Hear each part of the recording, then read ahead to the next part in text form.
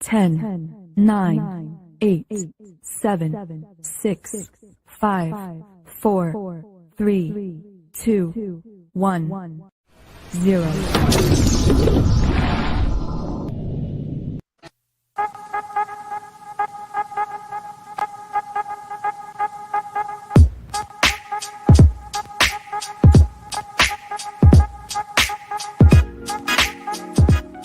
Some viewers may find the following video disturbing. Viewer discretion is advised. Ninja vanish! What's up? What up, man? Hi. How's it? Hello. I get all my shit up here. I don't have a chat open or nothing. What the hell is wrong with me? There we go. Well, it's just a 2-hour show. I mean, that's true. Who really needs to see comments at that point? All right. There we go. What's up? Hey. How's everybody's weekend? Not bad. Good. Yeah. So far, so good. Mm-hmm. Oh, Duke. What's up, man? No, I didn't see your message till a lot like today. The message you sent me on Discord last night. It's cool. No big deal. I wasn't just waiting, you know. Just like fucking waiting. Yeah, I saw it like at noon today. I just happened to open up Discord because I didn't have Discord last night I didn't have it open when I was doing the show. So, yeah. Sorry. I would have brought you on the show, but I fucking didn't even. It's cool, bro. Well, what do you think? I'm curious what you think about my my redo of Terminator 3. I like it. I'm actually on board with it. Almost with your entirety. I would have definitely recast John Connor. I honestly would have tried to get Edward Furlong or whatever his name is. I would have done that even for the last Terminator where they killed him off. Yeah, I would have been like, hey, dude, I'll give you $50,000, and it'll probably be good for your health to like lose weight, get in shape, and get off drugs, or $100,000, like whatever you need to do, would have been way better than killing John Connor off. But we've already. Well, they were that. actually planning on having him be in Terminator 3. He was hired for the role, then he went on a drug bender, and they was like, "Well, we'll go somebody else." And no difference was the guy who played John Connor in that movie was missing for years. You know that he was last seen on Skid Row and left his wife and family and went completely missing after Terminator 3. I think he's dead now. The guy who played John Connor in 3, yeah. He's got a horrible drug habit. Yeah. But man, I agree with you on it. Yeah. Yeah, go ahead. No, I mean, I don't think the plot of the movie was the problem. No, you know, and I like I said on the chat last night, I like the idea that the driving message at the end of the movie is that this cannot be avoided, and that you find out that the Terminator he was never sent back to stop, you know, Judgment Day. He was sent back to make sure that John and the chick, who I don't know her name, I can't remember her name, were saved. Catherine. Because Judgment Day was going to happen no matter what. I like that twist at the end. That was cool. I also think, because we all know fucking Schwarzenegger phoned it in for that movie. And they focused too much on him trying to give him one-liners and stupid shit, and it took away from the story. So I like the idea of, much like what we later saw in Salvation, where we have a Terminator that actually is like genuinely a good guy, right? Like somebody that John Connor maybe reprogrammed later in the war, fought with the rebellion, and then after John died, that's who his wife sends back. So we've got a Terminator with more personality. You know, we've got a Terminator that's not just some big dude, some big Austrian dude, right? Like somebody Like, get a good actor, because the Terminators don't have to look like big dudes, you know. Mm-hmm. And you just get a Terminator that is got somewhat of a personality, the same way we saw with, remember Carl in that last Terminator movie? Yeah. You know, Carl had been there long enough. He had started to kind of develop a little bit of a personality of his own. Yep. You get a Terminator like that had been fighting against Skynet in the future with John for years and years and years as a part of the Resistance. That's who she chooses to send back to save them. So you've got a different style of Terminator as the hero. Maybe even get yourself kind of a Michael Biehn type actor to play that role, where you're getting a little bit of nostalgia for Michael Biehn being the, you know, you're not just some big dude, you know, but you've got like a good actor playing the role of the Terminator. And then you definitely got to recast the bad Terminator, because they only hired Christiana Loken because they thought she was a hot little blonde. It's a horrible actress. You get somebody good and sinister. I don't care whether it's a guy, a girl, whatever, but you get a good actor or actress that can pull off the same way Jason Patrick, or not Jason Patrick. Now I forgot his name. It's Patrick. Fuck's his name from the second movie? The second movie? Patrick something. T-1000. Why am I blanking on his name all of a sudden? Anyway, Peacemaker's dad. You get somebody who can pull off that kind of sinister evil like that for your bad guy Terminator, and then you just recast a likable. Thank you, George. Robert Patrick. You just recast John Connor with a likable actor. We needed to like John Connor in that movie, and you didn't. He was a non-likable character. He was a kind of despicable character. He was a character who had gone through all the shit he did in the second movie, and now he's somehow an even worse person. You know? Yep. Like it was they went the opposite way they should have with John Connor in that movie. You need to bring in some, doesn't matter who, some 20-something actor who is likable, who the audience can like and wants to see, you know, saved, and who through most of the movie you're rooting for him to get what he wants, which is to stop Judgment Day, right? Like, he's being hopeful and optimistic the entire movie, and you as the audience are behind him in stopping Judgment Day, only to then in the end realize that the Terminator, whoever they get, reveals that was never my mission. My mission is to get you into this fucking bunker because Judgment Day is going to happen no matter what. And they just went in the wrong direction for every actor they hired, and for every you know, character all the character development they put into the story. You know, but the plot of the movie was good. I mean, it would have made for a good movie. It was just the execution of that plot that failed on pretty much every level for me for that movie. Well, and John Connor himself, I think, being so unlikable in that movie, and even on a watch back, when I try to like that movie and I try to find things that are enjoyable, I can't because I don't like him so much. It's almost as in a case of, like, you know, unwatchable. I just don't enjoy it. Yeah, I don't think the actor is still alive. Yeah. There's so much you could have done with that. Like, I mean, I don't like John Connor. I don't like Arnold Schwarzenegger in that movie because he's just phoning it in, and they give him stupid one-liners, and he only took that job because it was a paycheck, and you could tell. I don't like Christiana Loken. She's not a good actress, and she didn't play a Terminator well at all. The only one that did a decent job was Claire Danes as the chick who would eventually be John Connor's wife. Sure, she was fine. You know what I mean? She was fine. Brewster. Yeah. Catherine Brewster. Yeah, there you go.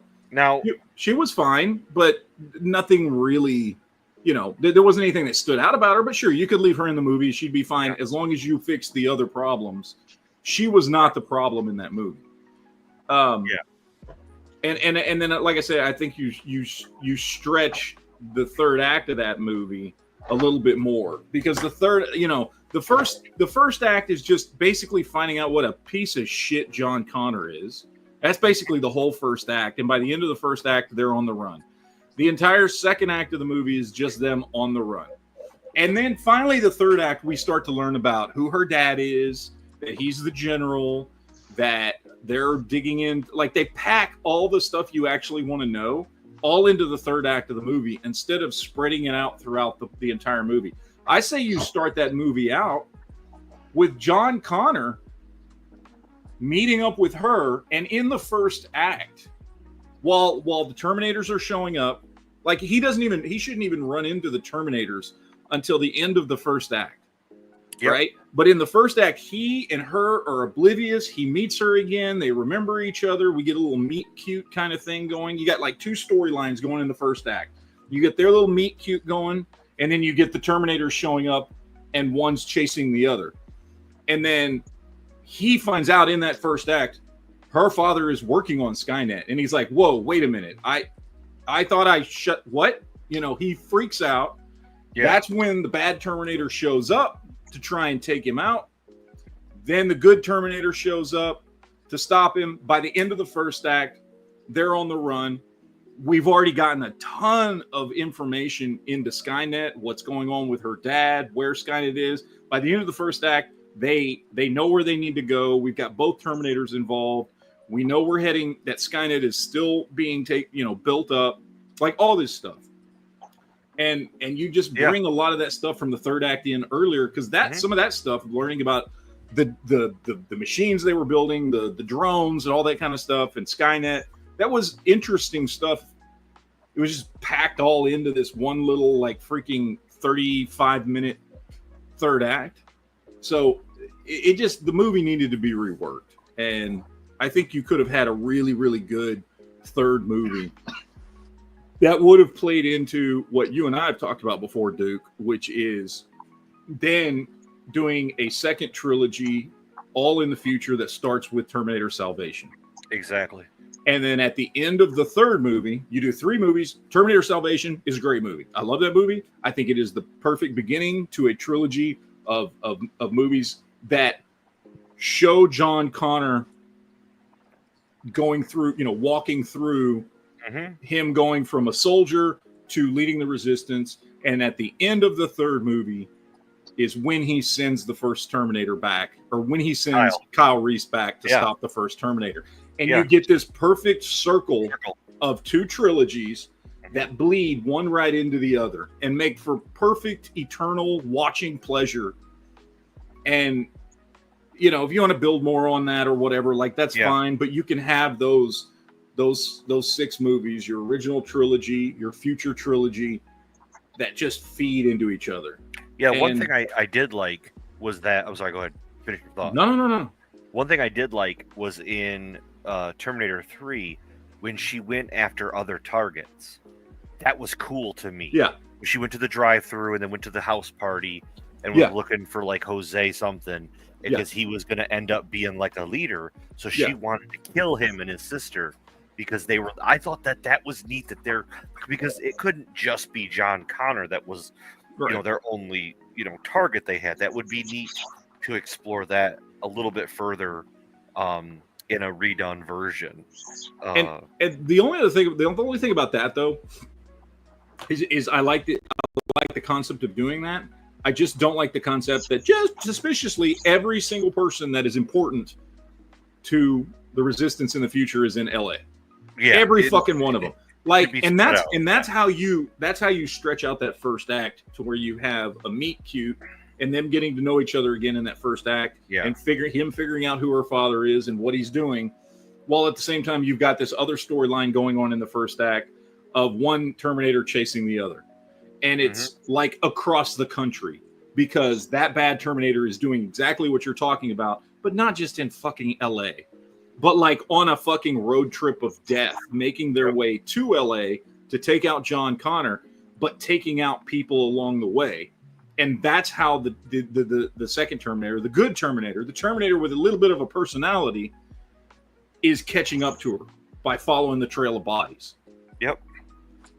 That's perfect. That's the kind of stuff I wanted. You can keep the casket. You can keep Sarah Connor dying and her ashes being spread in New Mexico or something. But her body, her coffin's full of guns, which is I saw a coffin on Facebook the other day that was for sale, and I was like, I could definitely put a bunch lot of guns in there. Yeah, it'd be cool, but I already have a coffin. It's at my parents' house that I had my guns in, and my wife will not allow it to come to our house. So. And by the way, my wife is going to contact you. She has a Christmas present idea for me, but she wants to run it by you. Okay. So she's going to say like, "Hey, would Duke like this?" So yeah, be just ready tell her. for that. I mean, she's on Facebook, I think. Yeah, tell her to hit me up on Facebook. Yeah. Because I've Facebook stalked her before to get pictures of you to do shit. Oh yeah, I know. Yeah, she told me. She's like, "Oh yeah, he's in my inbox." I'm like, "Yeah, no worries." So, oh, by the way, I got another fucking box of shit for your kids. For like a bunch of stuff my wife was going through, and like more material reading and workbooks and shit like that. So nice. I gotta get it. It's been sitting there for like 3 months. I gotta get it boxed up and sent out to you. Nice. But and I'll throw some Christmas presents in there for the kids. But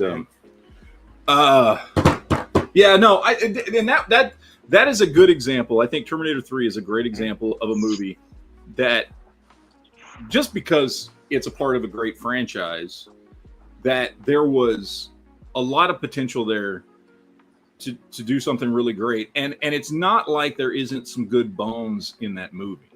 Oh, right? Exactly. There are good bones in that movie. The plot of the movie is solid, and there are some solid, aspects to that movie, but the execution was just done piss fucking poor. Yeah. And sad because like when that came out in 2003. Yeah, 2003. And that had been like what, 10 years? At that point, yeah. Yeah, it'd been over a decade. And to like quite arguably one of the best movies ever made is T2. Oh yeah. I don't know where exactly I would put it, but it would absolutely be in my top 10 movies of all time. Right. And so like you have 10 years, which is good because you should sometimes with something that great. So like I was disappointed, but yeah. Did you come up with anything else you wanted to rewrite? I did not. I was hoping you would. I have a couple. I have the first one. Give me one and let's workshop this. By the way, people watching, we are going to get into what in the comments there. We are going to talk about Skeleton Crew, Creature Commandos, and some other stuff. But this was a cool thought experiment I wanted to do tonight. Now, arguably, I do like Alien 3. I like it for what it is. But what if you had a chance to rewrite it? Like, what would you? What would you? Because I mean, obviously, you keep Newt and yes, Newt and Hicks absolutely have to stay in this movie. They have to be alive. They have to be a part of what is going on. I don't have an issue with the setting of the movie taking place on a prison planet. It adds a level of creepy discomfort and danger that the Alien movies need. So I like that. I like that it's set on a prison planet where they've got, you've got to not only you have to worry about aliens, you got to worry about inmates too. And that was something that was missing from the movie is I'm sorry, but there wasn't enough danger from the inmates in that movie. Correct. And that should have been an element of danger. And you go in watching the movie and you think that's going to be an element of danger. And it's really not. Like, most of the prisoners are inept or stupid. And even, there's a couple times they make random threats, but nothing ever comes of it. Not even some attempt, right? And I would love to see, a buildup in that, at least that first act after they crash land, of like Hicks having to like physically stop people from getting to her and to Newt, by the way, because you got to remember the type of people that are on this planet. The doctor role, I think, started out good. Granted, if Hicks was there, she wouldn't have fucked him. But I think the doctor role started out good. But then I think we got his payoff, and then it's like he gets paid off, and I can't even remember what it is that he did to end up there. But it was like, okay, whatever. It wasn't even that big a deal. And then he dies very quickly afterwards. I think you get a much bigger payoff with that doctor character where, he's being real nice. He's not like Newt likes him because he's treating her. Ripley likes him. He's actually the worst. But he's he's like a fucking serial killer, right? Yeah. And then in the end, you find out that there's like some B plot of him. Like, I don't know whether he's trying to take over the prison. He tries to kidnap Newt and Ripley, or he tries to take out Hicks and whatever it is. And so now they've got him and the aliens to worry about as the aliens become a bigger threat. I think you throw something like that in there as well, because I think that's always been a part of the Aliens movies, which is a lot of times, and similar to Walking Dead, right? A lot of times the humans are just as much of a threat as the aliens are, or in Walking Dead's case, as the zombies are, right? Yeah. And I think that's a good thread to weave in there. Yeah. They didn't weave that in there at all. I totally agree with everything you said. I want the company to show up earlier, though. Yes. I want the company needs to show up earlier, so that we can fight the company and Hicks can get some guns, and that's a part of how they defeat the solution. Yes, I think I think there is the company shows up while Hicks and Ripley are trying to take care of the doctor to save Newt, like maybe early on in the third act. That's when the company shows up, and they're kind of off doing their own thing. When the company shows up, Hicks realizes the company shows up. And then I don't know if they go loot the ship or what they do while the company is dealing with the prison staff. They bust in, loot the ship, get the guns. Because, it is a prison, so it's not going to have guns. That makes sense. But it's Aliens movie. You got to throw some guns in there in the end. And they never did. She's anti-gun. So there you go. Yeah. So you got to throw some guns in there in the end. So they end up going before, they get her at like beginning of the third act. They take care of the psychotic serial killer doctor. They get Newt safety. They get to the company ship, get her there. Then Newt and Ripley, or then Hicks and Ripley grab a bunch of guns and head back to the prison facility to now have to take care of the company who showed up to try and save specimens of the aliens. And then on top of that, to take care of the alien threat. Again, just like with Terminator 3, there's good bones there. Execution was just way off. Yep. Even though I will say the director's cut is considerably better than the theatrical release, it still falls short by a lot. Especially because I'm sorry, you established these characters that Ripley had such an emotional connection to with Hicks and Newt, and then you just kill them off screen essentially in the opening title, and it was a huge disservice to the fans, to the movie itself, to the franchise. You have to fix that. You have to fix that. That's one of the biggest things. Well, by killing them off at the beginning, like in the opening credits, it's negates what was even the point of the second movie. Yeah, that's really I agree. Yeah, because otherwise, the point. At least they rescued Newt. You know what I mean? Yeah. At least they got her off the planet. You know what I mean? And we have this kind of surrogate daughter for Ripley since she lost her daughter. So there was some kind of Marines lost their life saving Newt. Yeah. Then you just kill her in the plane crash. The ship crash over. Well, and then I've got one more honorable mention that I just want to I kind of run by you. It's not a lot to talk about in general because of the class of movie that it is, but Conan the Destroyer. I cannot stand that movie. There are only a few parts that are watchable. That movie should have stayed at an R rating. It went down to a PG to get the He-Man audience and to get the kiddies in there, which was a mistake because the first one was dark and creepy. Can I be real honest?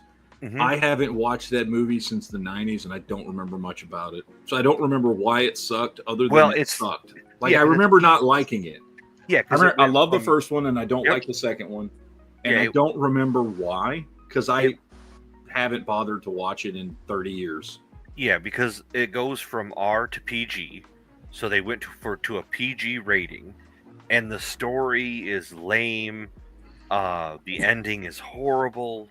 There's like a one or two parts that are kind of cool, but it's really like cut off at the knees. And I just want to say, like, they should have given a proper sequel that was just as intense and super cool and like bloody and gory, and we didn't get that. I'm hoping. I will tell you the best thing about though is the fact that that movie exists so we can have that scene where Rose from Titanic is spinning Arnold around in that room. Oh yeah, that's actually pretty funny.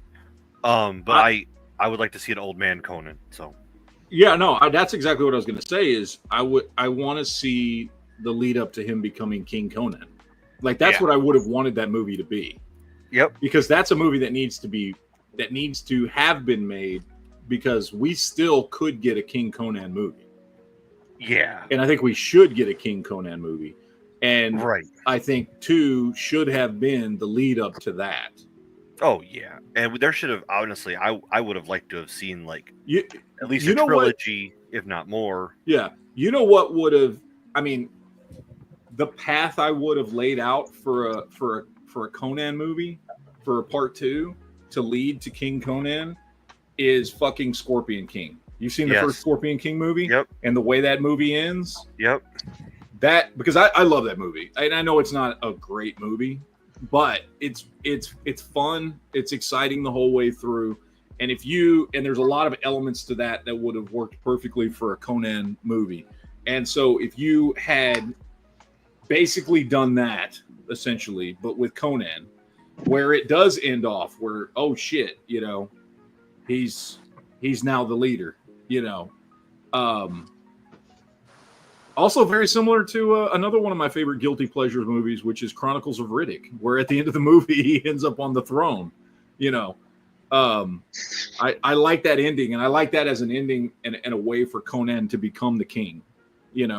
Where it was like that wasn't his goal. You know what I mean? Like he wasn't intending to become king. It's just what happened at the end of this story. Both movies are way better than Conan too. But yeah, I don't remember enough about it to know whether or not I would just change elements of the story. But I kind of feel like, because I just I can't remember the last time I watched that movie. But I feel like it would probably be like a ground up rewrite, like a whole new movie, instead of what it was. So yeah, I don't know. You got a super chat. Oh yeah, Calhoun says, read my last chat. He says, if Sigourney Weaver didn't want to do this movie because it has guns in it, then you could have killed her off screen like they did those others in real life. Mm-hmm. No, they're not gonna fucking kill Ripley. That's for damn sure. So, but yeah, I don't know. Maybe I need to watch that movie, or maybe I don't. I don't know. No, don't. It's just rewatch the first one. Yeah, and I've watched the first one many times. I love the first Conan movie. Don't. The sequel though, I just like I said, it's probably been early to mid '90s last time I watched that movie, because I just remember even as a kid not liking it. I don't really remember why. Other than I know it had I know I never liked the other characters that they brought into the movie. Mm-hmm. I don't know. It was a whole thing, but let's see where we at. Oh, did I put? Oh, yeah, I put them on the screen. Okay. Anything else? Just those 3? That's all I had. I mean, Okay. there's times for other ones, but yeah, to your main line. Well, no, I mean, the Terminator 3 is the one I can be most passionate about, but because I see the most potential with it. That's the thing about Terminator 3 is I agree, because it's such a it. Even though arguably there's only 3 good movies in the entire franchise, and out of 7 movies, I think now there's only 3 good ones. Where do you top? Okay, give me give me how does your run go? Well, Terminator 2 is the best one, obviously. Mm-hmm. And then for me, it's pretty much a tie between the original and Salvation. Wow, you put Salvation in the first one that close together. Yeah, I love Salvation. I think it's a fantastic movie. I love the story. I love all the actors they got to play all the roles. I just don't like they chickened out and didn't just let the Terminator become John Connor. Yeah, that was the original story, but they just chickened out. But I don't know, man. I think it's a good movie. And I love the first one. Don't get me wrong, but yeah. If I'm thinking correctly, it was 6 movies and then the Sarah Connor Chronicles. If I'm thinking correctly in my head, at least going by what I have. The Sarah Connor Chronicles got in way too early. Number 1, number 2, Terminator 3, Salvation 4, Genesis. There's Genesis, Dark Fate. Okay, yes, there's only 6. 6, and then you got the Sarah Connor Chronicles, which is a TV show, so. Which was really good, but I mean, it's kind of, it lasted one season, ended on a, as much as I love that show, I will never watch it again because of the fact that it just leaves you hanging on a cliffhanger. There's no resolution to the story, which sucks because there was another show that did that too.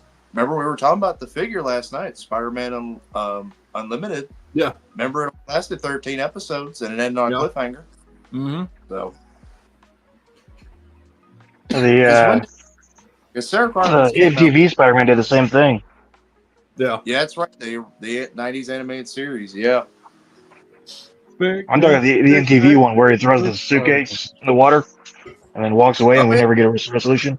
Yeah, Neil Patrick Harris. We were talking about that. I mentioned that last night. We were talking about the Spider-Man wave. We're saying how they might do where Hasbro might go that route of doing all the Spider-Man variations from TV shows. Spectacular Spider-Man. All right, let's talk about Star Wars Skeleton Crew. Did everybody do their homework and watch? I tried to watch Skeleton Crew. I got partially through. I watched it. It sucked. What the fuck? It sucked. It was good. It sucked. How did it I was suck? pleasantly surprised. It was not Star Wars. It was totally fucking Star Wars. It was Suburbia, like 2040. It was good. It's a good show. It's for kids. Come on. It was totally. It was as much a Star Wars story as anything else that Star Wars has put out, like back in the 80s for kids, which was half of Return of the Jedi and the Ewok Adventures and droids and all this other stuff. It was that kind of Star Wars. It sucked. Well, Return of the Jedi doesn't suck. I didn't say Return of the Jedi. I was talking about Ewoks and the Ewok movies and all that stuff. Well, Return of the Jedi was a kid's movie. It was the one out of the trilogy that was made for children. Can we just Can we just admit that every time a franchise does a trilogy, the third movie usually turns out to be either the weakest one? No, I don't think Return of the Jedi is the weakest one. We were just talking about Terminator 3. That's not always the case. Sometimes it's the second movie. Terminator 3 is not the worst Terminator anymore, so. No, it's well that, but at the time it was like Terminator 3. You got Spider-Man 3, the Raimi trilogy. Is Guardians of the Galaxy 3 the worst movie ever? Mm-mm. Guardians of the Galaxy 3, no. Is the third Avengers movie terrible? No, I'm not saying all of them. Is Revenge of the Sith? Well, back in the 80s, in like early 90s, you have a point. Like a lot of times, third movies are bad. It's not Star Wars though. Well, Return of the Jedi was the weakest one. There you go, like a practical. I mean, there is one thing backing it up. We all know Return of the King does suck. It's an awful movie. It's just there's nothing redeeming about it at all, right, Duke? Right, Duke? I hate you. You know that's not true. Yeah, Return of the Jedi. I was just making like Return of the Jedi is the weakest out of the original trilogy. Now, RoboCop 3 sucked. RoboCop 3 was bad. Because they turned it into did the same thing. They did turn it into a kid movie. So well, you made a good point. Enough about trilogies. God damn it. 80s, we're talking 90s, about Skeleton Crew. Skeleton Crew is a children's show. We knew this going in. And didn't like it. We knew this going in. My kids liked it, so. And I understand they made it look like just future Earth for kids to understand. Let's establish Jared here doesn't have kids. He lives with puppies, but it's okay. We still love him at the end of the day. If he does not go through, I used to take care of my nephews when they were little. Yeah, so I understand what kids like. All right. Oh, I know, Jared. Anyway, but it still sucks. All right. I did not think the show sucked. I actually liked it. It was Goonies in space. Essentially is what this show was. Okay? Now, let's be real clear. They've only showed 2 episodes. This show could be complete trash and go all woke and shit in the next episode. So I am not making any claims that this is a good show. I'm saying I enjoyed the first 2 episodes because it reminded me of watching Goonies or E.T. or Monster Squad or any of these other movies from the 80s that I liked as a kid. It reminded me of that. It had that kind of nostalgic vibe to it, and I thought it was well done for what it was. Again, I understand it's a kid's show. It's geared towards kids. It is not geared towards adults. It is what it is. But I do watch a lot of kid shit because I have kids. So it is whatever. Mm-hmm. I liked it. I thought it was good. There was no woke crap in it. Now that could be coming next episode. I don't know. But there was no woke crap in the first 2 episodes. I will say this, Matt. At least they got you saying it's great the first 2 episodes compared to the Acolyte. Which just somehow got worse and worse and worse, even though the first episode sucked. Somehow, it managed to get worse with every episode. And it starts all the way at the bottom at like the worst thing Star Wars you've ever seen. And somehow, it kept getting worse. It was amazing what honestly, it's a cinematic feat that they managed to actually start with a show so bad, yet continue to make it worse episode after episode after episode of that show. It was fucking amazing. Glass ceilings? They were breaking glass floors. They exactly. They were. But I liked Skeleton Crew. I liked the first 2 episodes. I thought they were a lot of fun. I liked what they did with the characters. I liked all the pirates were cool as shit. Looking forward to a lot of those pirates coming out as action figures because they look awesome, especially that Wolfman dude. The droid SM-33 was awesome. In the second episode when he goes full fucking, crazy and starts like just fucking dudes up, like fucking dudes up in ways that even the Acolyte, which was made for adults, didn't show that type of stuff. Like at one point he has these 2 shields that pop up on his fucking forearms and he's taking blaster fire. And as he's taking blaster fire, the shields on his arms are heating up. And he just takes the shield and just burns this dude's face off with it. Like, it was a pretty badass scene. I liked the shit out of it. I thought it was fun. It reminded me of Goonies and all these other kids shows that I watched back in the 80s. It was very nostalgic. I was honestly kind of thrown aback by the show, how much I liked it, because I was like, this is weird. Because I shouldn't like this show this much because it's Star Wars. And the way Star Wars has been outside of Andor has been complete dog shit. However, then, and I guess I didn't know this beforehand, but then as the end credits were going out on the episodes, I saw who created the show, which is John Watts. Now, I'm not a huge John Watts fan, But he's been pretty consistent. For anybody that doesn't know who John, it's the guy that did all the new MCU Spider-Man movies. Okay, the guy who did Spider-Man: Homecoming and Far From Home and No Way Home. That's John Watts. Well, okay? No wonder I didn't like it because I did not like Homecoming. Well, he did all 3 movies, but I wasn't crazy about any of the Tom Holland Spider-Man movies. The Oh, only reason I like the third the one. The only one I'm not big on is the second one. I like Homecoming a lot. Homecoming. And It took me a couple times to even watch the movie. I hated it so much. Jesus, I like it. I think it's a good Spider-Man movie. Jared's The hating a lot of only thing I don't like about Homecoming and Far From Home or any of those movies is because I'm just really tired of seeing young Peter Parker. We've seen young Peter Parker older in every iteration, every fucking cartoon, every fucking movie. I'm ready for us to get. This is why we talked about this. I don't know when we talked about this. Sometime in the last week. That what I would love to see in the movies, whenever they do Secret Wars and reboot everything, I want to see a 30-year-old Peter Parker. I want to see that version because that's the Peter Parker I mostly grew up with in the 80s and 90s. Right? Yep. He was already an adult. He had a job. He had already been to college. He was a smart dude.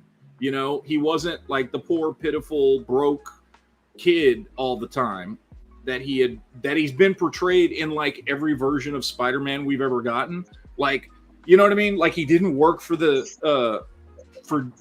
J. Jonah Jameson anymore. Like he was doing his own thing. He was getting his doctorate, becoming smarter. Like that's the version of Peter Parker I'm ready to see.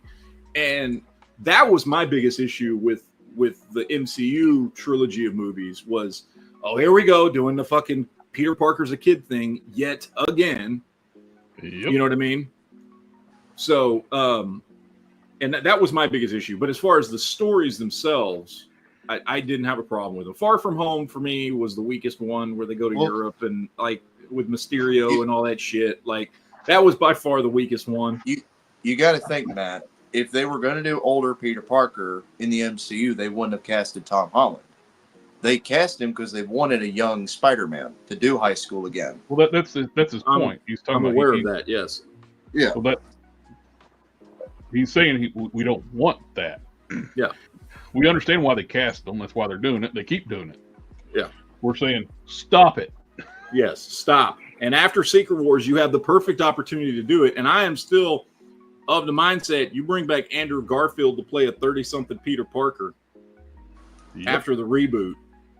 Because Andrew Garfield did a fantastic, even though his movies, I did a whole fucking video on this, but his movies arguably are the weakest of the 3 sets of movies that have come out. But it's not because of him. It's not because of him. It's not because of what's-her-face who played Gwen. It's always because of the villain's stories. Like the Lizard was an awful choice and was not executed well. Bringing in the Hobgoblin and a horrible version of Electro in the second movie was a stupid decision. And completely changing Electro to make him like a fanboy of Spider-Man beforehand and like a super nerd. It's like Spider-Man 3. When the studio gets their fingers in on creative, they want to make changes that suit them. And we know that Amazing Spider-Man 2, the reason why it was terrible is because Sony wanted to start branching and making a universe of its own. And that's why. They wanted to do Sinister Six, which is why we got that teaser at the end of the movie and all that shit. Which, look, is fine, but you can do that in a good way. And they made they made a horrible version of Green Goblin and a horrible version of Electro. And then you think about this. Harry's been an awful version of Green Goblin twice, and he's been an awful version of Venom.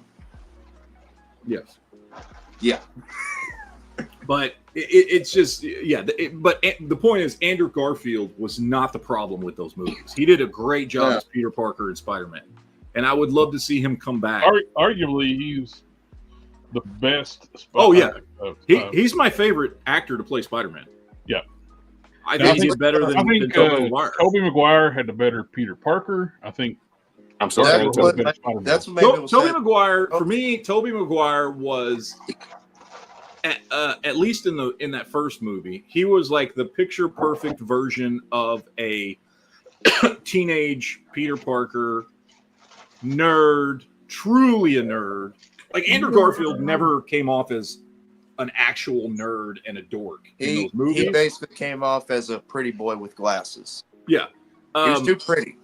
And so if you're going for a like Ditko era Peter Parker and that level, that type of Spider-Man, then the Tobey Maguire movies are a good point until you get to the third one. I'm not going to argue that Garfield's too pretty. It's just the fact he makes a better fit for like a 90s Spider-Man. Well, let me finish talking first before you start talking. He makes a better interpretation of a 90s style older Peter, because Peter was a good looking man in the 90s. He wasn't the dork from the 60s and stuff. He had a glow up. Yep. He had a glow up. But yeah, no, he and that's why I think he would make the perfect, because even though the dude's like 40 now, I think Andrew Garfield's like pushing 40. He's still he's got a young look to him. He could easily pull off like Peter Parker in his early 30s. You know, married to MJ and doing that stuff that you and I remember from the 80s and 90s, you know, being that kind of Spider-Man. And that's what I would love to see. But but to go back to Skeleton Crew real quick, I like the first 2 episodes. It is definitely for kids, 100%. So I get if some people don't like it. However, I was pleasantly surprised. Now I will say the second episode is definitely better than the first episode, because the first episode is just all about the kids and figuring out who they are, and then at the end of the first episode is when shit starts going down and the real story begins. Granted, they're short episodes, but so it's not like it's that much of a watch. Second episode, actually shit's going down. They're basically lost in space on a ship, meeting pirates and stuff like that. So the second episode's where shit really starts getting more like Goonies. The first episode is just like, here are these kid characters, and then at the end of that episode, the real story kicks in. And then they are doing some kind of, you know, if you watch the second episode, they are doing some kind of thing about this planet that these kids came from. There's something weird about it, because every time in the second episode, one of the kids mentions, they're like, we're trying to get back home. You know what I mean? And they're trying to, you know, they like, how do we get back to this planet we came from? And everybody's like, that planet doesn't exist. What are you talking about? And then one character was like, that planet's a myth. That's not true. Like, so there's something going on with the planet they're from. It's not a typical like fucking New Republic planet. So there's a mystery going on there. Let me get this super chat here from Enu is asking to go back to Duke's question. Duke, are you still there, or are you asleep? Or are you painting miniatures, Duke? Or both. He's asleep and painting miniatures. Well, anyway. In his hand. Last said he was still doing Lord of the Rings miniatures, right? Yeah, well, that's what he's been doing, yeah. The Enu says, how about the direction of First Blood? Great movie, but the saga went in a direction that could have been better. I do not like the Rambo movies. Really? Now, that's not First Blood. I'm talking the Rambo movies that spun out of First Blood. I don't like them. I love First Blood. First Blood is a phenomenal movie about a Vietnam vet coming back home, dealing with trauma, dealing with fucked up ass cops in a local town, giving him shit for no reason, and he has to fucking take on some fucking small town justice. It's a great story. It's a small, well-contained story from a book, which, by the way, if you've never read the book, First Blood, fantastic book as well. Everybody in that movie did a phenomenal job putting that movie together. First Blood is absolutely fantastic. And then it just became another fucking 80s action trope with all the sequels. Which I don't like, because there's plenty of those movies out there. And look, I like them. I like the 80s action movies. Who the fuck doesn't? We all grew up, I don't know. Well, JB didn't. A lot of us old enough, over 40, grew up in the 80s watching 80s action movies, okay? And I love me some Commando and whatever else, right? However, the stark change in tone for those movies to go from what First Blood was to what Rambo 2, Rambo 3, Rambo 4 were. Now, I will exclude 5. 5 is the new one that came out here not too long ago. It's sometime in the last 5 or 6 years. That one actually takes it back to the tone of the first movie. I actually like that one. The one where he goes to Mexico to try and save that girl. And he's just like a dude living on a ranch. You know what I mean? That one goes back to the tone of the first movie. I was going to ask you about that one. What you thought about that one, where it's more the same feel as that one? Yeah, and I like that, because that's where I feel that character and Stallone doing that character shines. I liked 4 too, where it felt like more of a that tonal, but still had a lot of action in it, where you liquefied those guys with the 50 cal. That's what I was about to bring up. I like 4 because of how the way it ends. Because it's not like we're going to keep throwing sequels until we found out they're going to do another one. Yeah. No, I mean it's okay. Look, it's better than. Felt like the man from the first one didn't do 2 and 3. He went back to the jungle where he felt more comfortable. Yeah. Then he finally. I think you went could home after the 4th one. You could make the argument like that 1 just went right into 4, and that we can pretend 2 and 3 didn't happen. Yeah. And that does, in my mind anyway, make that a better movie. Yeah, because you're right. You're right. That 4th one is not a horrible movie. I don't think it's as good as the first or the 5th one.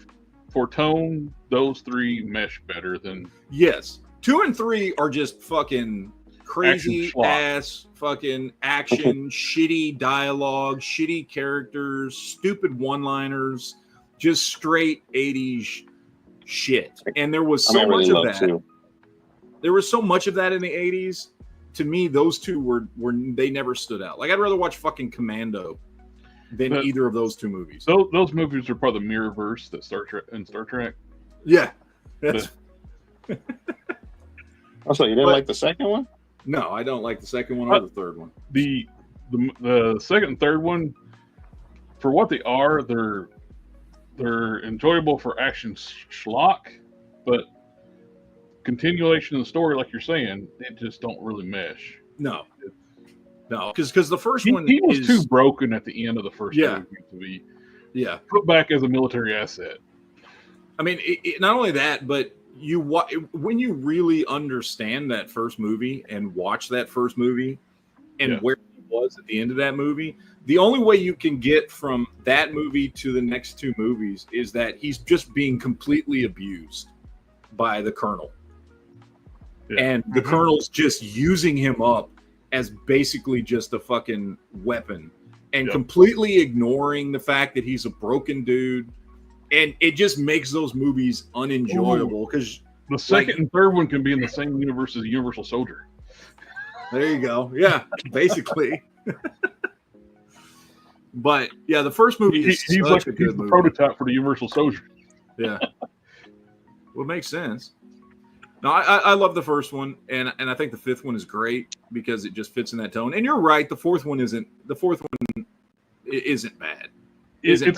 It's a smaller story. It's not the It's one of the things like I complain about with all the Marvel movies now.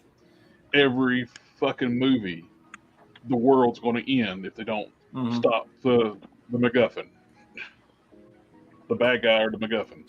Yeah, it don't need to be that. It just do street level stories. Build your characters. Do street level stuff. That's what I wish Shang-Chi was. If they stuck. I know you love the Shang-Chi movie, but I would have rather seen they stayed more true to the original character and had them be like basically like a Mission Impossible, like James Bond character. Oh, I would too.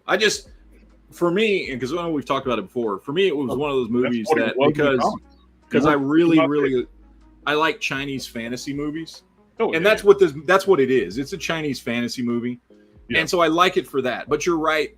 The comic version of Shang-Chi would have been better. However, I still like that movie for what it is. You could have done like really cool stories and spin-offs of doing the MI6 stuff, and that would have been a great one. If it went with that theme, would have been great for Disney Plus to do a series of like MI6 stuff. Yeah. But he started working with them to try to take down his father, who was not the Mandarin, he was Fu Manchu.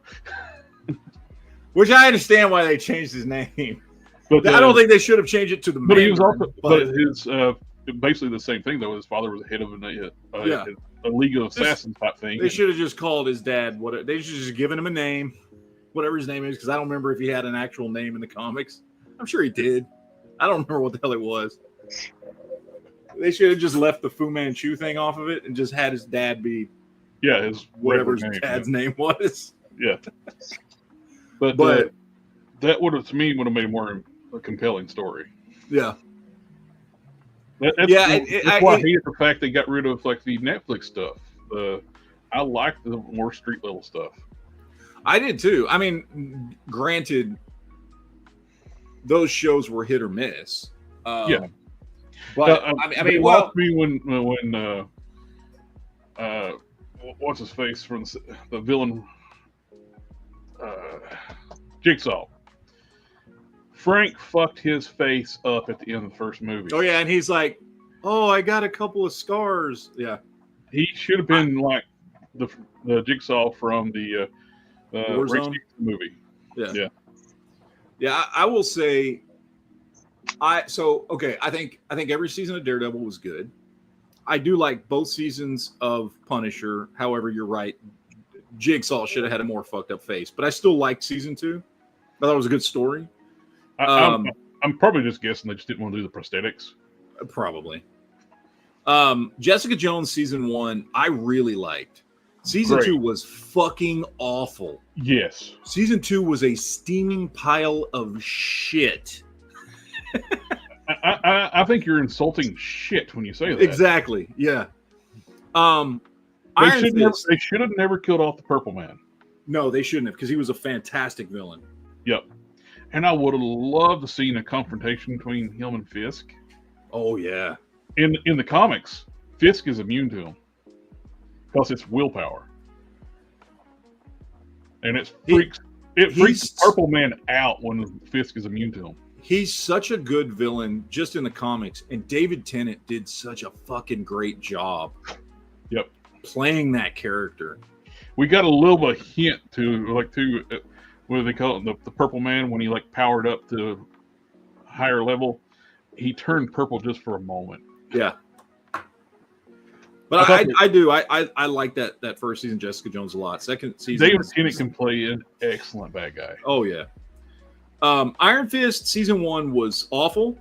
Yes. Season 2, while it was not great, made huge strides. The entire thing wrong with Iron Fist, they act like he became an adult overnight. He never matured from the point when he disappeared. Yeah. He was trying to act like a kid the entire first season. I mean, that they focused, and I'm sorry, like they focused way too much on like corporate espionage and intrigue in that first fucking season that nobody gives a shit. I'm sorry. Yeah, I get Rand Corporation as a thing and you have to deal with it because Danny's come back and all that kind of stuff. But it was way too much of the first season. Then on top of that, you have the fact that the dude that and I don't think this is the actor's fault. From what I understand, this was the shooting schedule didn't allow for it, but he didn't do his own stunts, and it was painfully fucking obvious that the actor was not doing his own stunts. Whereas in the second season, you could tell he had gotten training. Mm-hmm. And he was doing a lot of his, I'm sure he wasn't doing all of his own stunts, but he was doing a lot of his own stunts. He moved completely different in the second season. I thought the second season was a huge leap forward, to the point that by the time the second season was over and we got where that season ended, I was looking forward to season 3, and then of course it got canceled. Yeah. I thought both seasons of Luke Cage were solid. I think I liked the second season a little bit better. But it's painful, the fact that it's a cliffhanger. Like, what he kind of ends the second season kind of being a bad guy. Yeah, which I was looking forward to a season 3 of him. You got to have the redemption arc type thing. Yeah. So I think I like the second season a little bit better, but I think both seasons were solid. Then we had the one season we got of Defenders, which I thought it was fine. It was a good kind of coming together. There was nothing objectionably bad about it. My only issue is with the quit doing the ninja stuff. All the hand people are just white corporate people. Yeah. What happened to all the like the undead Asian ninjas? Yeah, I feel like that could have had Netflix held on, and we gotten another season of Iron Fist and another season of Punisher and Daredevil and Luke Cage and all that. We could have come back again later for another season of Defenders to kind of beef a lot of that stuff up. But of course we didn't. I think the Netflix stuff was hit or miss, but overall, even when you account for a Jessica Jones season 2 or an Iron Fist season 1, overall I liked all the shows. You know what I mean? It was a cool universe of street level Marvel characters that they had kind of built. That, like you said, takes you away from all the big shit going on in the movies, and every fucking movie is the end of the world or whatever. You need that to decompress. Yeah. And Netflix, by the way, much better place to do that. And Netflix was doing it in a much better way than what they've been doing on Disney Plus, because you didn't need to watch the movies to understand what was going on Netflix, and you didn't need to watch what was going on Netflix to understand the movies. 100%. But you could enjoy them both, either separately or together, however you wanted to do it. Whereas the stuff that Disney Plus has done, I think maybe there's a couple of exceptions, right? Like, there's a couple things here and there. Like, I don't think like Hawkeye. I think Hawkeye was a show you could watch and enjoy without having watched the movies, right? You just had to have a vague knowledge that Hawkeye was an Avenger to enjoy that show. So there's been a couple of things maybe that they've done. Loki. No, I can't even say Loki was. Loki was great. I love Loki, but apparently there's a super chat you missed. E-Noobs? I think he's talking about E-Noobs, which you already got. Yeah, no, I got that one. Okay. That was the Rambo one. Okay. Somebody just mentioned that I thought you missed one. Sorry. Let me see. What was I saying? I don't fucking remember. Anyway, Loki's kind of 50-50. Like, I think it. Yeah, I like Loki a lot, especially season 2. I like both seasons. Yeah, Loki as a whole works really good. I think season 2 was outstanding. Yeah. 1 was okay, but 2 took it up to a whole nother level. Yes. You basically got a Loki like you see in the comics. Like, you've got a god tier Loki. Yeah. Yeah, the Disney Plus shows, I'm trying to remember all of them now. Like WandaVision, I liked WandaVision when it was a self-contained story that didn't have repercussions outside. But then Multiverse of Madness kind of fucked that up because, like WandaVision could have been a self-contained story, and then at the end of that, you get, okay, she's just back in the universe or whatever, right? But instead, what they tried to do with Multiverse of Madness is go, okay, well, let's make her a bad guy because of what happened in that show. Whereas if you watch the show, when it ended, it didn't necessarily end with her being a bad guy. Like, she was upset, obviously, because of everything that had happened, but the show did not end with her being a bad guy. Yeah, right? I don't get that. It's and Multiverse of Madness was like, oh, let's make her a fucking bad guy because of that. That automatically meant that you had to have watched all of that to enjoy the fucking movie. Mm-hmm. Whereas it could have been a self-contained thing, and you could have just brought Wanda into any Avengers or whatever the fuck it was. And we've had no payoff over the White Vision either. No, nothing. So, like, it was, I feel like as a self-contained story, it was good. When they tried to make it something more after the fact, that's where they ran into problems. I think Hawkeye was good. I liked that one season. I'm a big Jeremy Renner fan. I like that dude. I think he, like, I like him. Hell, man, in my opinion, he did the best Bourne movie. Like, his movie from Bourne is the best one. And thankful he got a full recovery from getting from getting almost killed by a fucking snow tractor. Yeah. Jesus Christ. What happens when they start doing to the MCU what they did to Star Wars? Well, they've already done that. Like, yeah, they have, but I mean, and not as bad. I will say no, it's not as bad. That's the thing. But they've already been trying. I don't know. I don't know because, I mean, look, it's all up in the air at this point. I mean, there's rumors that after Secret Wars, Kevin Feige's going to fucking leave because he just can't fucking handle all the bullshit. You gotta be so careful when you say that dude's last name. I know. But there's a lot of speculation that might happen. I first of all, if you look at like Kevin Feige's history, who? Like, I think he's fucking did a really good job when he had complete control over the Marvel Universe. And if it could get back to that, I think we would have good shit again. Because the whole Disney Plus thing, that was a Disney push for money to start pushing shit. I don't know, man. I don't know. We'll see. They still look, every franchise, fuck, even Star Wars has a chance to turn it around. This is what you need for your motorcycle. Something you need for your motorcycle. What is that? Oh, USB. USB charger. Yeah, okay. It hooks onto your handlebars, and your bike already has the plug-in for this one because it just plugs into your battery charger, and then it's got a little on-off switch on it. So when you have it parked, you turn it off, so it doesn't just put like a constant little trickle drain on your battery. Okay. Yeah, and they were like $15 on Amazon. Oh, cool. Yeah, nice little thing, and then you can get a little phone mount for your phone. Yeah, I've been looking for a phone mount. Charge your here. I'll drop a link for the one that I use. It's super cheap. It works just fine. Like the combination of these two things would make it useful anyway. Yeah. How are you boys doing tonight? Sorry, I just got here. I literally worked fucking like 12 hours a day.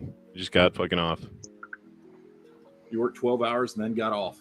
Yeah, I got there at like fucking 8 o'clock this morning for a party.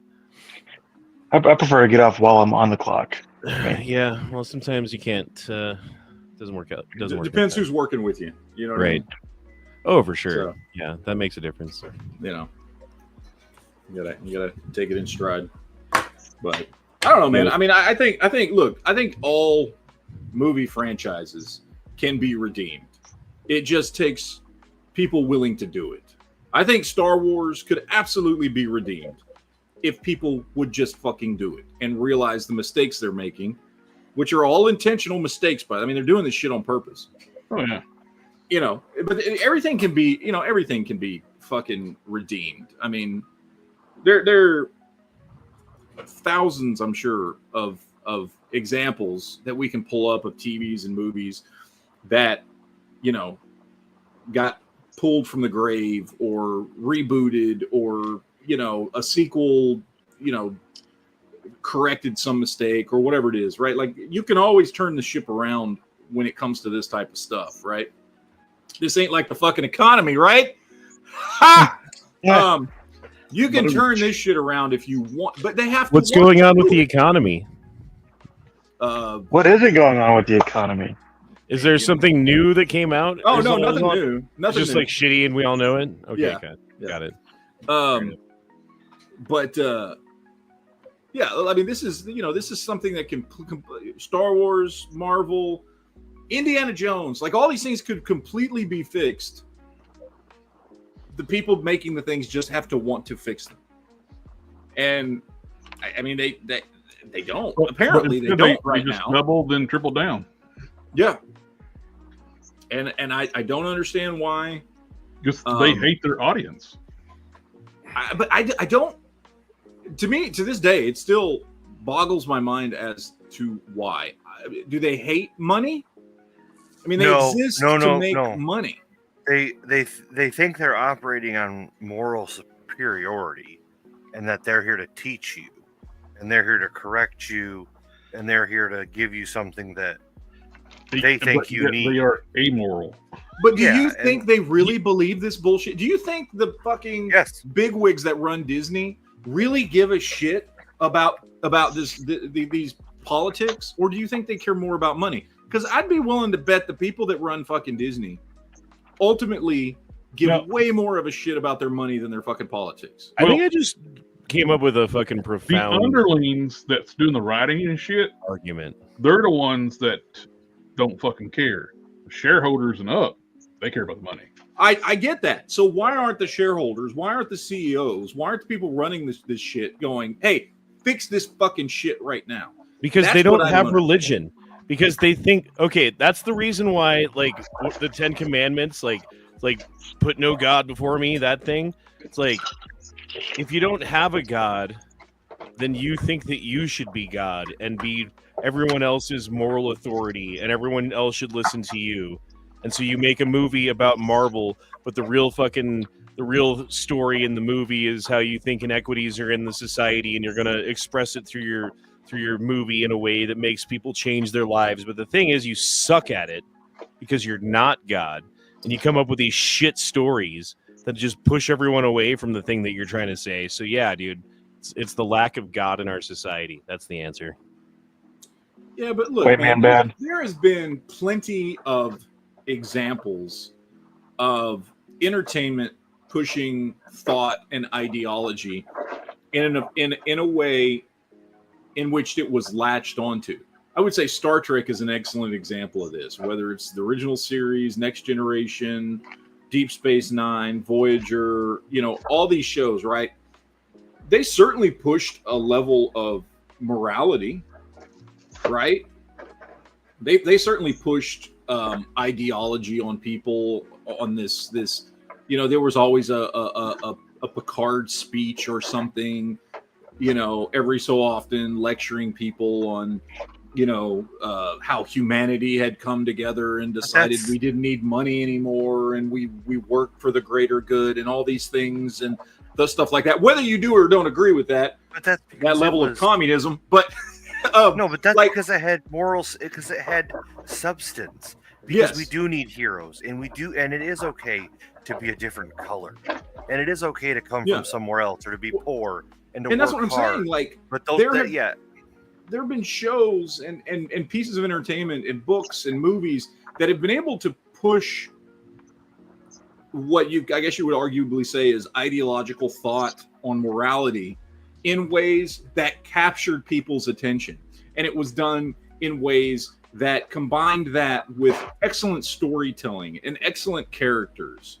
And I think that's the problem is, one, I think the message that is being pushed a lot lately in Hollywood, the quote unquote woke agenda, is a message that to most people is so abhorrent that no matter how you lay that message out, they're going to reject it. A. Mm-hmm. B, you're not even trying to mix that message with good stories or good characters or good writing. After like the horrible storytelling, you're just because it's got their message in it. You're just the problem.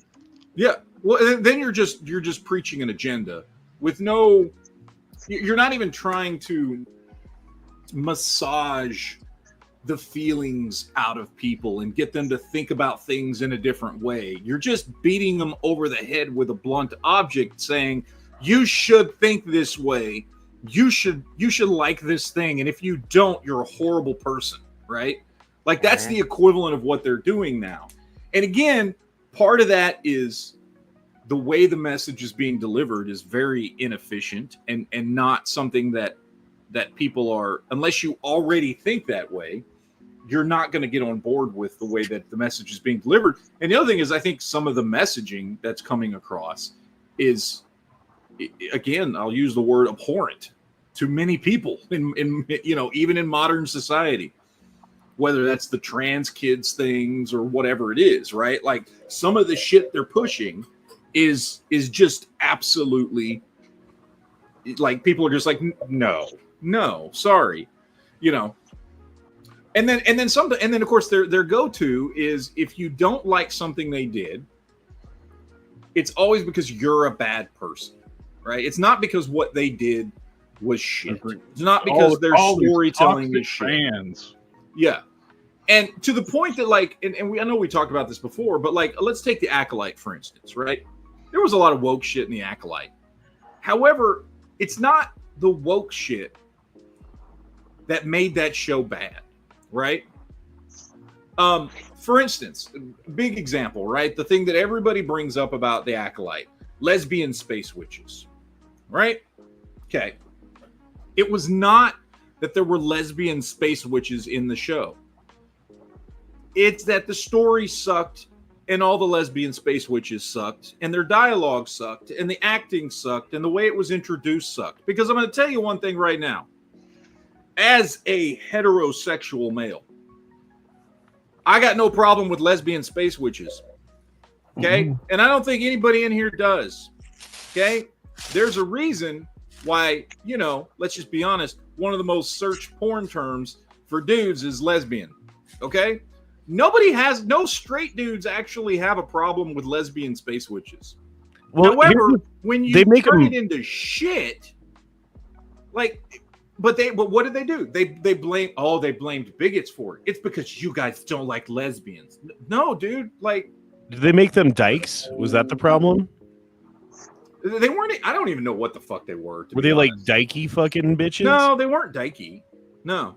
Because that's what dudes don't like. We like lesbians because lesbians are hot, right? We like the lipstick lesbians with the long legs and the nice booty. Yeah, no, I mean it was just they weren't dykey at all. But a dyke wears fucking work jeans. No, they were wearing fucking robes and shit. I don't know. They were deep fried fucking things, and they looked like Star Wars characters. So dykes. No, they all look like fucking. They all look like fucking Queen Amidala in robes and shit. That's what they fucking look like. Why didn't they take the robes off a little bit? That's what we would have wanted. I mean, maybe. You start taking but the point is though that's not why people didn't like the show. It had nothing to do with the lesbian space witches. That's not why people didn't like the show. All they need is one of us in the writing room being like, nah, hike that skirt up a little bit for that scene. And oh my God, I can't believe you said that. Yep, well, my vote counts as much as yours, so lose the skirt. Or at the very least, do the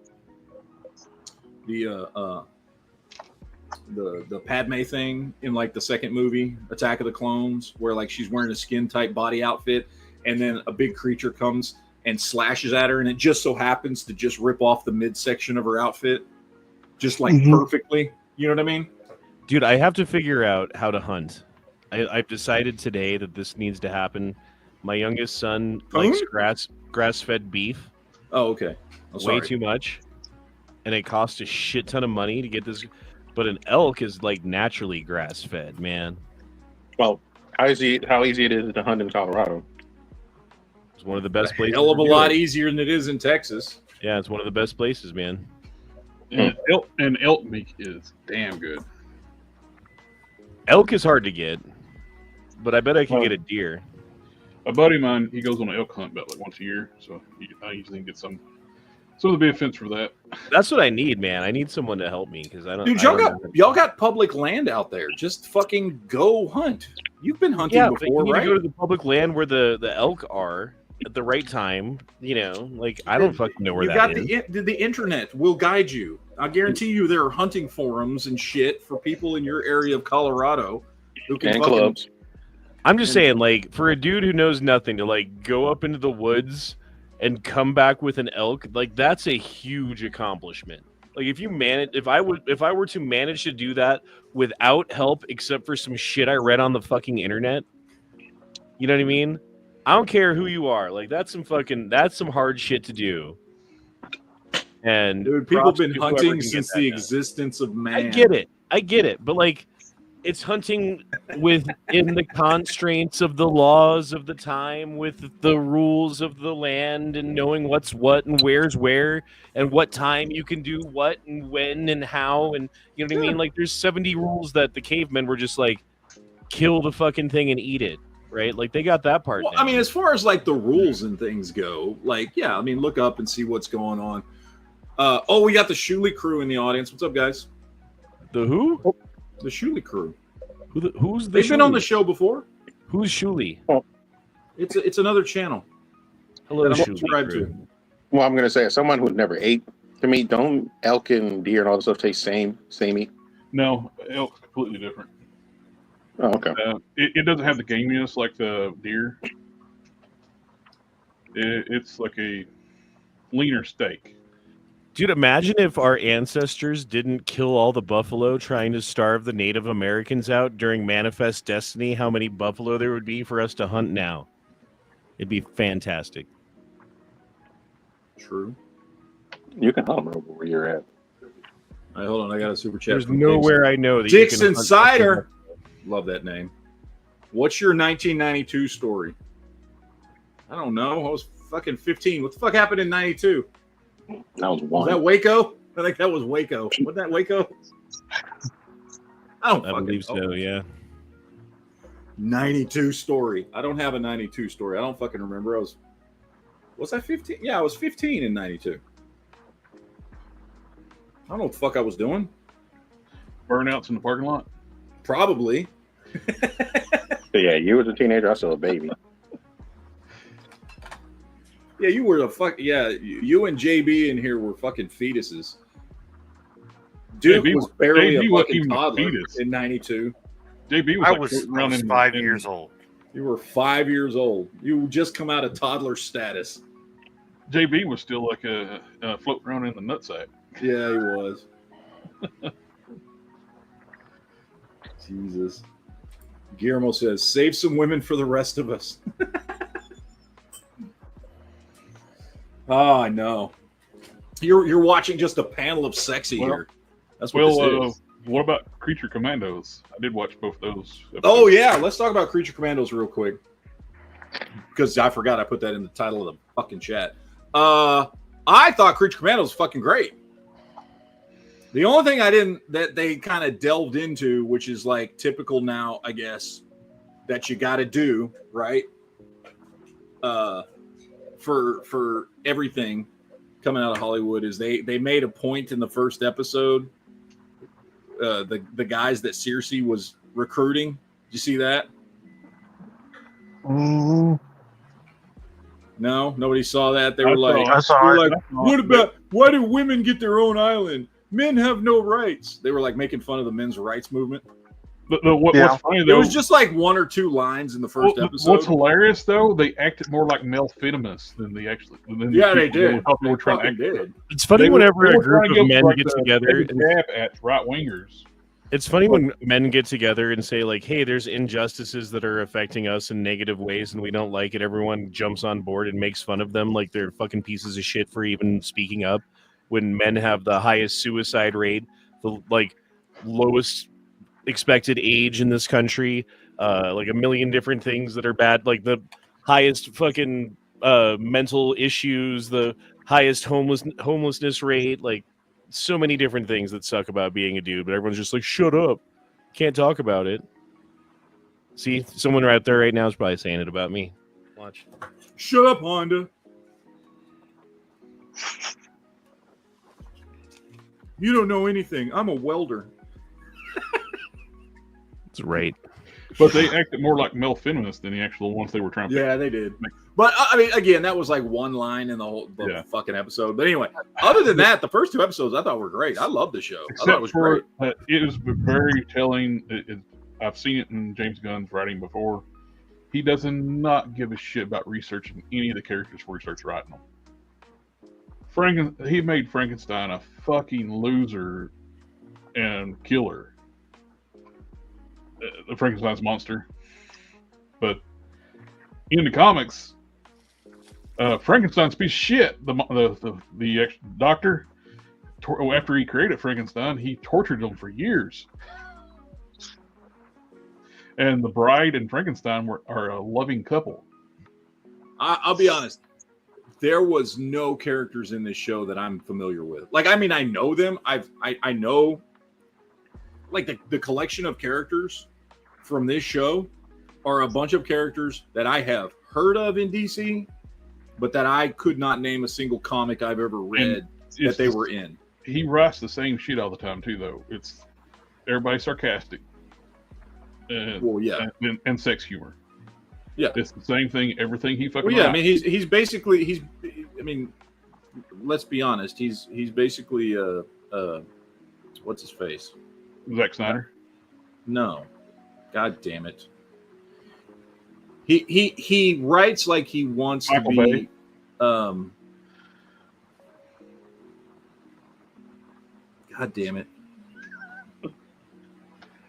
Fucking Kevin Smith. He writes like he wants to be Kevin Smith. Okay. Everybody's got an attitude and making fucking dick jokes all the time. Yeah. Sex jokes. That's how James Gunn writes. Like he wants everybody to be very quippy and smart dialogue, but dick jokes every 5 seconds and that kind of stuff. James Gunn writes like he wants to be Kevin Smith. However, as much as I don't like Kevin Smith as a human being, especially not in the last few years, Kevin Smith is way better at that type of dialogue and character creation than James Gunn is. Certainly was in the 90s. So, but whatever. I don't know. We'll see.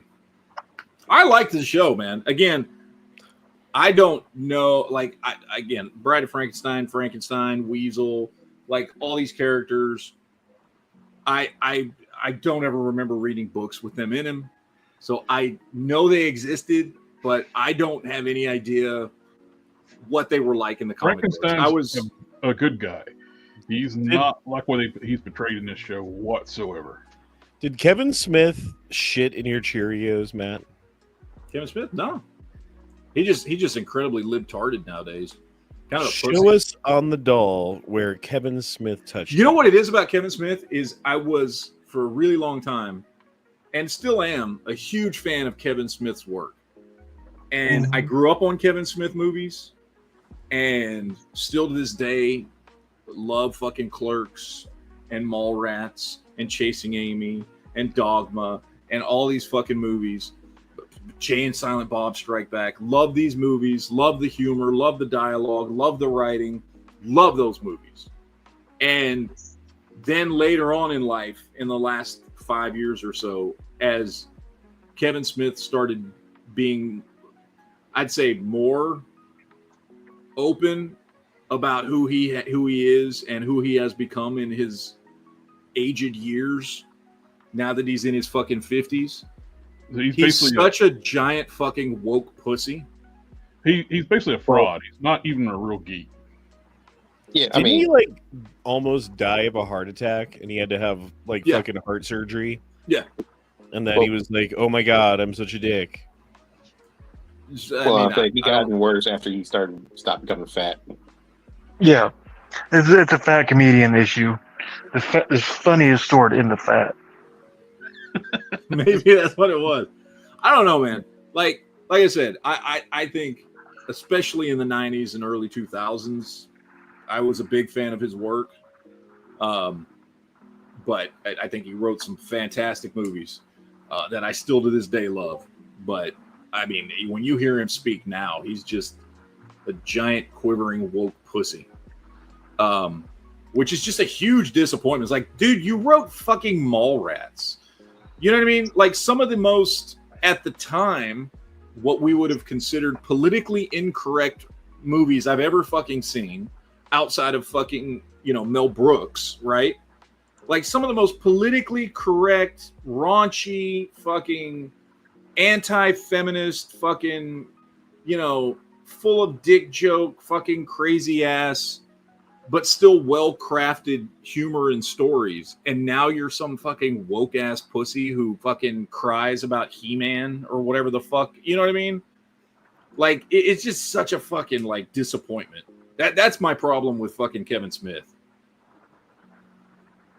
So. Ditto. But I still like his early stuff. I'll still watch that shit. I still fucking watch fucking Dogma and Clerks and Mallrats. I fucking watch all that shit frequently. I love those movies. So. But I don't like him anymore. So. Fuck him. But. Yeah, like I said, I liked Creature Commandos. I thought the first 2 episodes were good. I had fun with it. But again, coming from somebody who doesn't really know those characters. Yeah. The best part of both episodes, though, is in the second episode when the bride is fighting Cersei. Oh, yeah. That was a great fucking fight scene. Yeah. Very well done. Yeah. And I like the animation style, too. Animation style looked cool. I liked all the voice actors that they got for all the roles. I like that Frank Grillo's getting some fucking recognition, not just as like a fucking, you know, D-list fucking action guy. You know what I mean? Because I like him. He's been in some really good movies. And I think he's a good actor. But he for a long time, man, he's just kind of been getting the deal. Like, basically they just put him in you know, like D-list fucking movies, you know. So it's cool to see him between this, and then he was just in the latest season of Tulsa King, and he's been in a couple other things lately where he's actually like getting some better roles and better quality shit. So that was cool. I liked it, man. I thought it was fun. I enjoyed it. So I'm looking forward to the next episode. Yep. So there you go. And scene. No. We got it. Duke's we may have here, had 2 but I don't know if he's seasons. paying attention. Is Duke alive? He's probably either asleep or painting miniatures. Are you freaking out, Duke? About the aliens? Yeah. About the aliens being filmed coast to coast currently. And around the world, there's encounters with alien-looking craft flying in the skies, being recorded, commentated upon. I'm just wondering, how's the cornfield? Terrifying. No, seriously, is that true? Is there more UFO sightings lately? Yeah, there's like a whole bunch of, like, who knows if they're real or not? Because anybody could just like fucking, you know what I mean? Yeah. It'd be so easy. It would never have been easier to make convincing alien UFO footage than it is in 2024. That being said, is it all fake? Is, you know, how much of it's fake? Is any of it not fake? Possibly. It seems like the fucking government's talking about it and having meetings and, you know, doing things. They're doing things, Matt. They're doing things. Duke, they're doing things. I mean, maybe. I have no idea. I haven't heard about this. I don't keep up with alien encounters and UFOs the way Duke does. So, I don't know. Duke's being really quiet right now. And Duke, what are your thoughts? He's prepping for the alien apocalypse, okay? He's busy.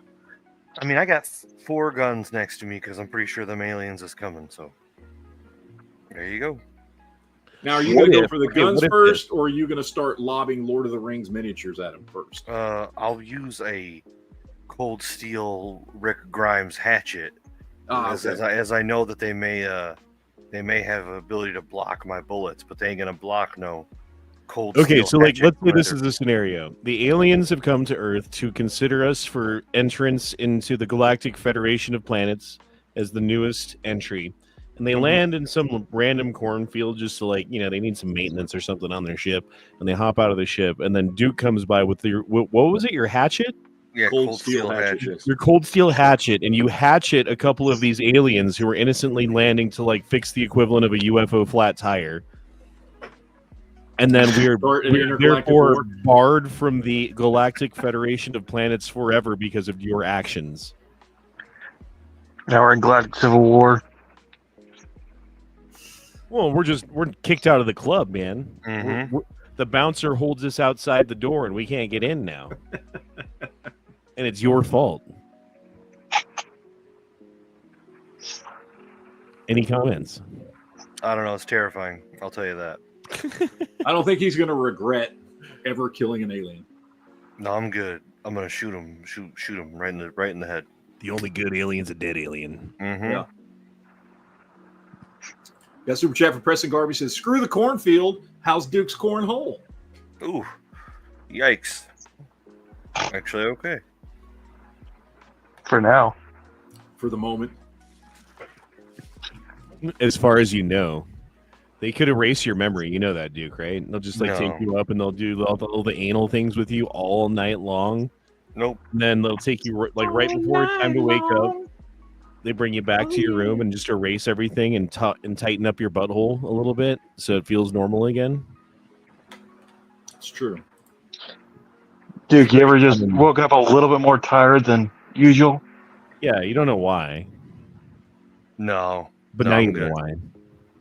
Because they the first time I wake up and they got that blue beam up on me, I just punch them right in their face. I ain't letting no alien get me. I got a guns next to me, baby. Just start cold stealing aliens. How's that itch behind your ear there, dude? See, why you gotta talk about that? Freaking me out. Don't look behind you, Duke. Don't look behind you right now. Remember when they cut the power line to your house, Duke? That was terrifying. That was terrifying.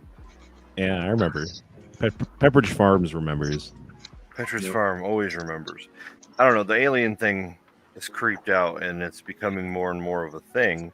And like they just talk about it on the news. They'll be like, "Oh yeah, there's aliens over here." And by the way, Joe Biden pardoned his son. Everybody's like, "Oh, you pardoned his son," but they don't talk about the aliens.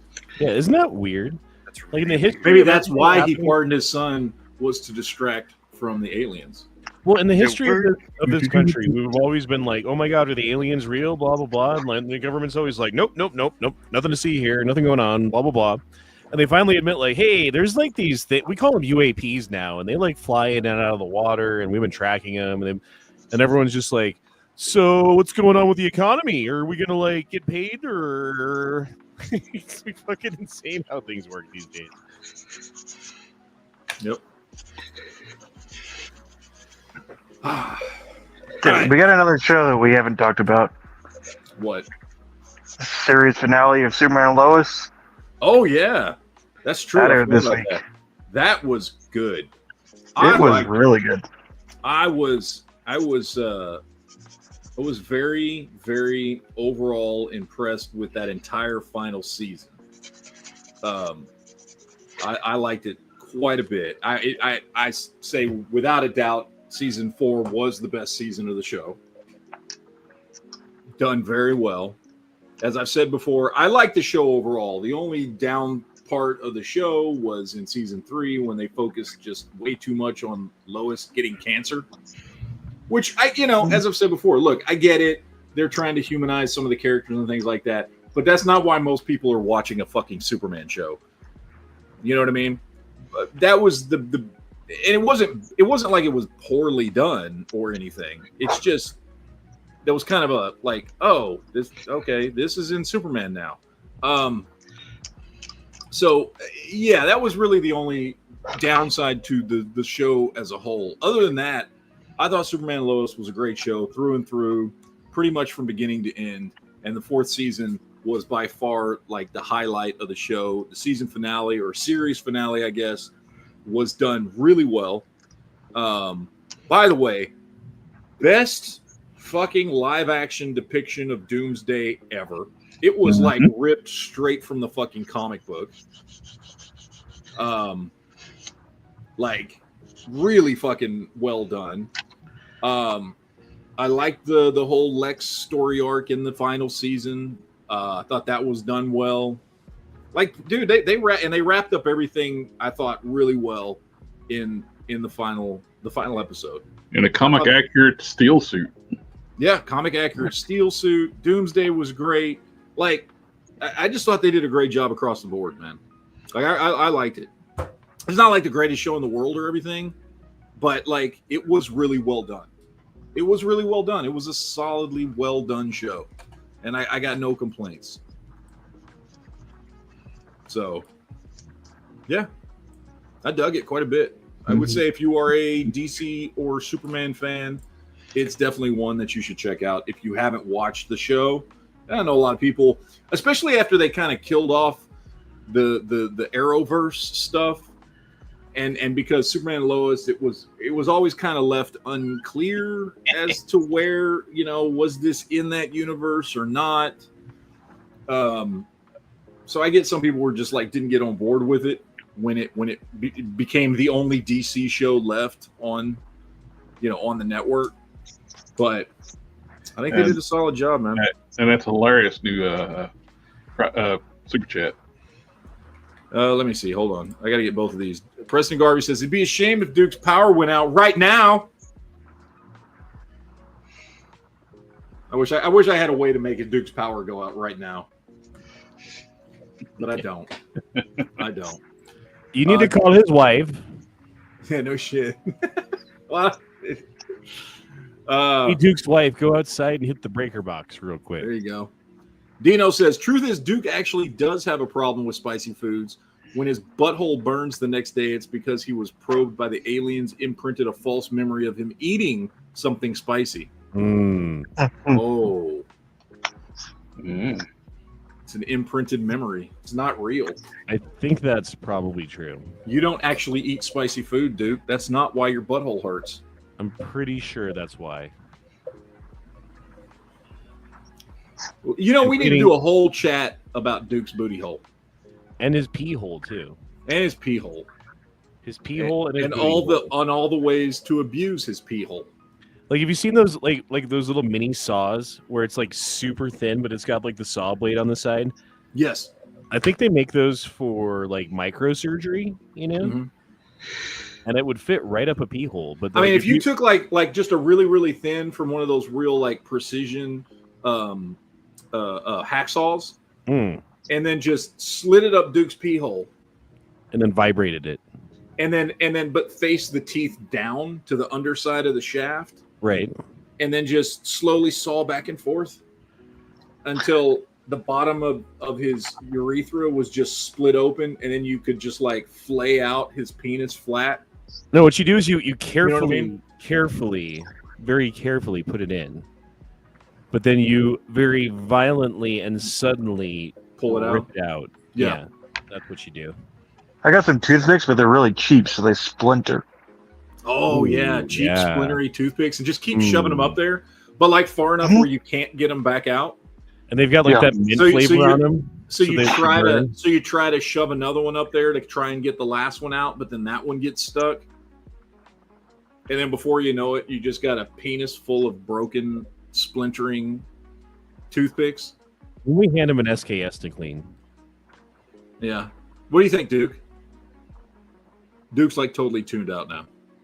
He has walked away from the computer. Well, he'd be making his whole sounds if he was here. So, for a dude who's a Marine, he's really, really sensitive about talking about his pee hole. Maybe it's because he's a Marine. Maybe it's because his pee hole was abused in the Marines. Like, he's seen some things whilst in the Marine Corps that gave him penis, not envy, but empathy. Penis empathy. He's been physically and mentally traumatized. His pee hole has been anyway. Yeah, now he has penis empathy. Yeah. He feels it just too much. Yeah, anything that happens, he feels it himself. Super chat here from Dino says, no, you attach it to a drill so it spirals. Ooh. There you go. Corkscrew? You can just corkscrew, just like an old-fashioned corkscrew right in there. Get right. Dude, they've got the mechanical ones that are attached to a battery that you just press a button. button. Yeah. And it sinks in at the correct fucking speed for the cork to go in, so it just does it automatic, Yeah. Yep. Duke can't be here right now. There's no. He's not. There's no way he walked away. I'm telling you, the minute we started talking about his pee hole, he walked away. He can't handle this type of talk.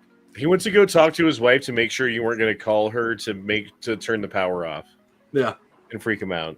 Yeah. That's what it is. Hopefully she bungholed him. He's told you about that before, right? She pegs him? What does that mean? Yes. No. What apparently, and he's told me this before, one of her favorite things to do, other than just scare him, is peg him. Is to scare him while like taking her thumbs and walking up behind him and jamming them up his butthole.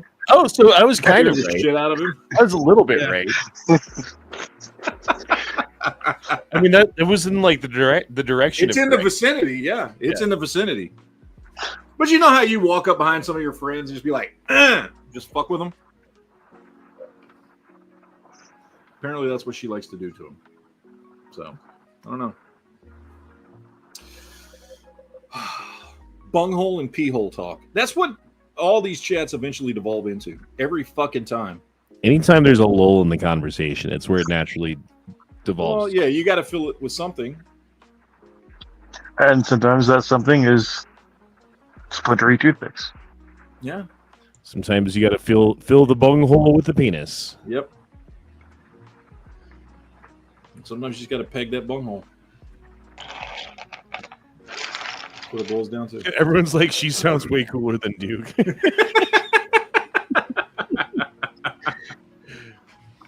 That's great. That makes me laugh. All right. Oh, I did watch another new movie this week that I would highly recommend everybody go check out because it's pretty good. The movie called Weekend in Taipei. It's on the website for anybody that wants to check it out. It's just kind of an action movie. I forget. I'm blanking on the dude's name. What's the dude?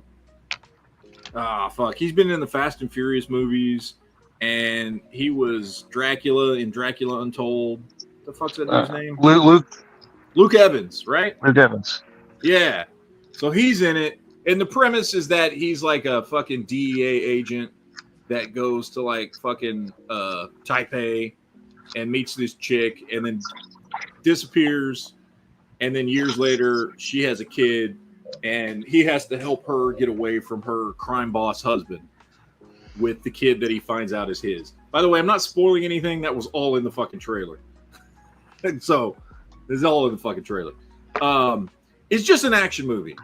There's nothing deep about it. Okay? There's nothing like, oh my God, this movie. Like, it's just a good, fun, non-woke action movie. Highly recommend everybody check it out. If you want to kill 2 hours with just some good, fun action movie shit, go watch Weekend in Taipei. Okay? I give it 2 thumbs up. It was good. So, 2 thumbs up what? Duke's bunghole. That's what. Up Duke's bunghole. Let's see. Oh, the other thing. You know, so I was watching I was rewatching the Guillermo del Toro Hellboy movies this week. Just hadn't watched them in a while. I like to watch them. You're going to say Gilmore Girls for a second. Gilmore Girls. Yeah, the Gilmore Girls Hellboy movie. No. Guillermo del Toro's Hellboy movies with Ron Perlman. Love those 2 movies. Part 2 is the better movie, in my opinion, although both are fantastic. Anyway, I was watching them, and I finished watching the second one, and I was like, you know what I haven't watched but one time in my entire life was that David Harbour 2019 Hellboy movie. And I remember not liking this movie at all. I saw it one time only. I think I went to the movies to see it, and I didn't like it. So like, you know what? I like to do this with movies once in a while, where I take a movie that I didn't think a lot of, and I'll go back and rewatch it and see if it was as bad as I thought it was. So I went back and I rewatched 2019's Hellboy with David Harbour. And I got to say, it was way fucking better than I remembered. It was way more fucking comic accurate than any of the Guillermo del Toro movies. Like, it actually took 2 of the storylines, the Wild Hunt, and I forget the name of the other storylines, and put them into one movie. And it was, after watching this movie again, I'm like, I don't understand why I didn't like it the first time. Because I actually enjoyed it quite a bit. And I don't know if that's just me, because I know the movie didn't do well. And I know a lot of people didn't like it, including me. But I did love Hellboy, like the comics. I used to read the Mike Mignola comics. I didn't mind it. I didn't watch it when it first came out. I waited a while. Yeah, and I didn't mind the movie. Are the Del Toro movies better? Yes, but the Guillermo del Toro movies are better movies. Yes. However, this is actually a better Hellboy story. Mm-hmm. I kind of compare it to like how Dark Knight is a fantastic Batman movie, but The Batman is a better Batman story. You know what I mean? Yeah. It's kind of like that. I really liked the movie. I was kind of surprised. I put it on because I was just like, whatever. Haven't watched it but one time. Check it out. And I was really surprised because I actually watched it and I got way into it and I was like, holy shit. And then as the movie got about 10 minutes in, I'm like, wait, I know this story. Which for some reason I didn't catch the first time I watched it at the fucking movie, that it's Hellboy Wild Hunt, which is one of the storylines from the comics.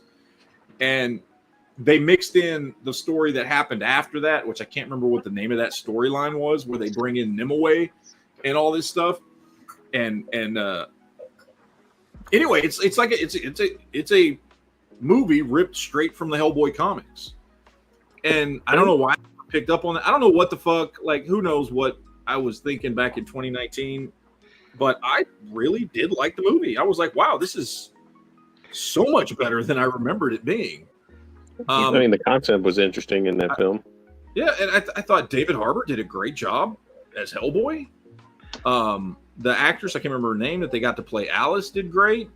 Like, all the characters in the movie were done well. Milla Jovovich. Sure, I don't know her name, but I'll take your word for it. From the Resident Evil movies. Oh, me? No. She wasn't Alice. Alice is his friend who's a psychic. Oh, okay.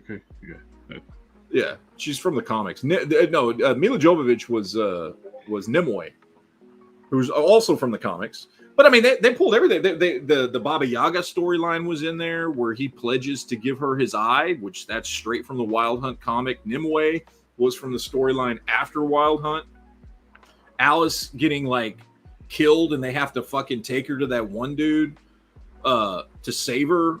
Like, that's all. Like, the whole thing is straight from the stories, all the way up to like the very beginning, where he gets pulled in to go to the Osiris Club to help kill some trolls, but then they turn on him because they know the prophecy that he's going to end the world, so they try and kill him.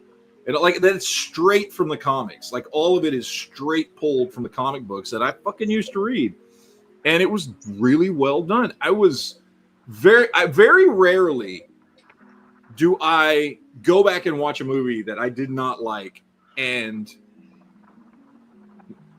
like realize, holy shit, I was like really wrong. Like, sometimes I'll go back and I like get an appreciation for movies over time, like I've done with Shang-Chi, like thanks to Honda, I did with the Hobbit trilogy.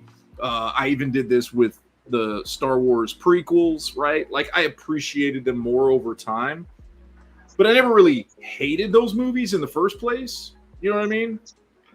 This was a movie I did not like at all, and now I actually really like it. So, anyway. You think maybe you just didn't like it because they got rid of Ron Perlman?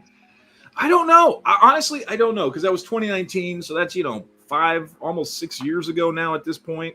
I don't know why I didn't like it. I don't remember. I only watched it the one time at the movie theater. It's a big contention point for a lot of people. They got rid of Ron.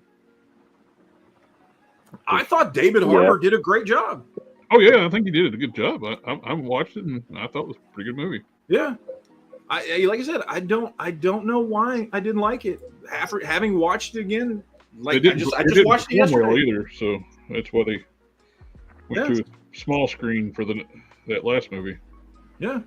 Mm-hmm. But I don't know, man. I think maybe it's a movie that people should go give a second chance to. If you haven't watched it, or you only watched it one time a long time ago, unless you liked it. I mean, obviously, like Jared, you liked it, the movie. So, but yeah, it was way, way, way better than I remembered. And I don't know, man. Like, I'll be honest, I was still drinking in 2019. Maybe I was drunk when I saw the movie. I don't remember. That could have been. That could have been it. I'm not gonna lie, but yeah, no, I really liked the movie a lot. I was very pleasantly surprised finally getting to check that out. So, yeah.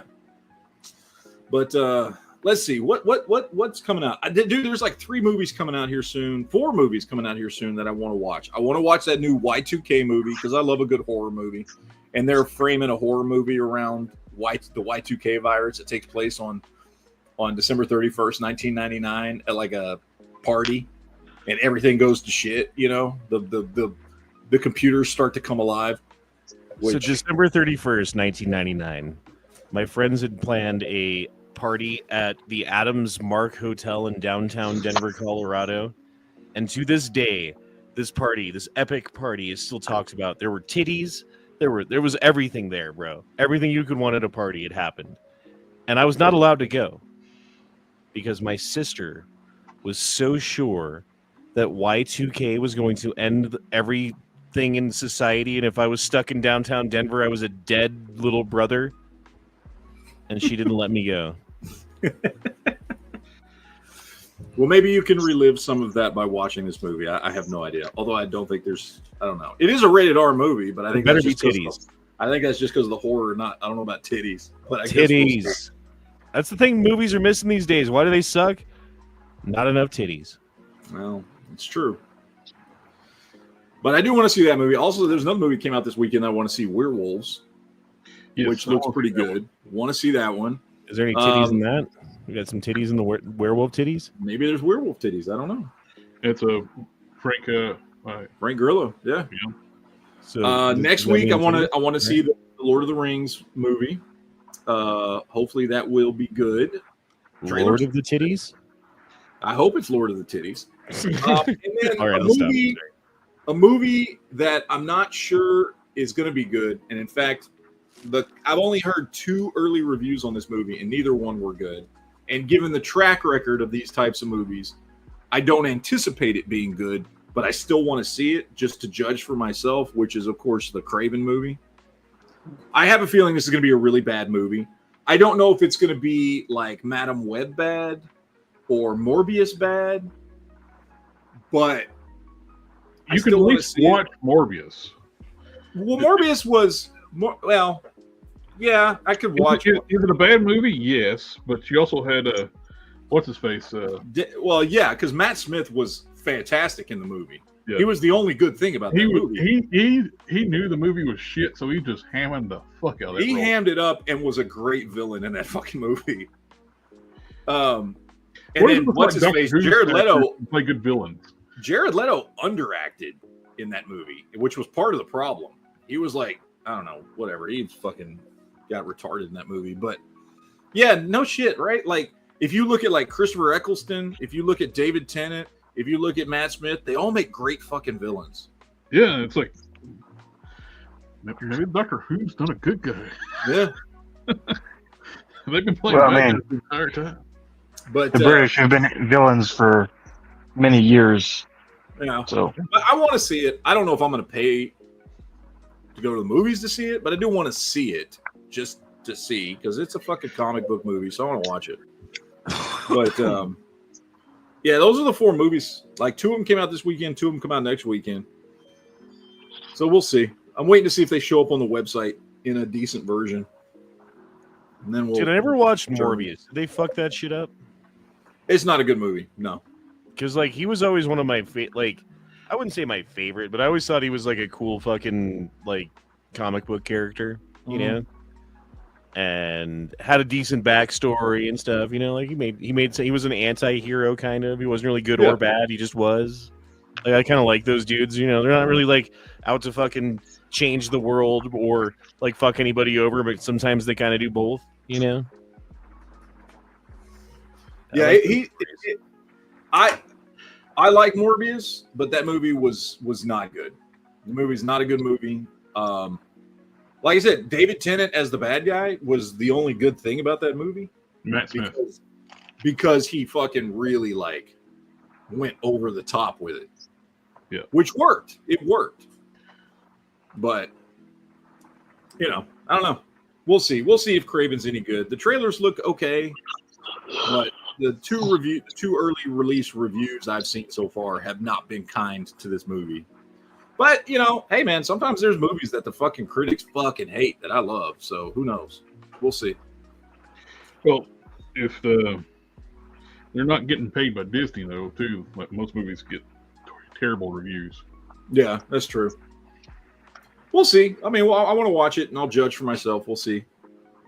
So, let me get the super chat here. Kowloon says, "Read my last chat and happy birthday, Honda." Is this your fucking birthday? And now he's not gonna fucking answer. Sorry, it's my birthday in the morning. Oh, so, okay. Yeah, not currently. I knew your birthday was in December. I just didn't remember what day of December it was. Yep, I'm about to be 43 times around the sun.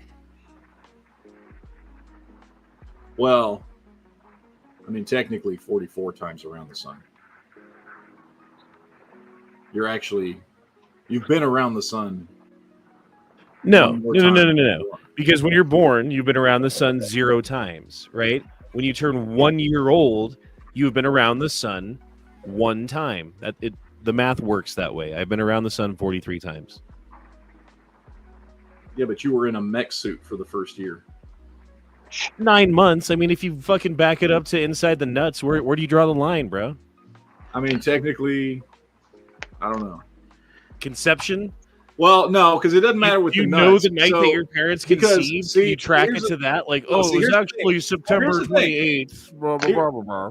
Here's the thing, because, like, from the dude, like, we fucking expel and recycle fucking sperm so often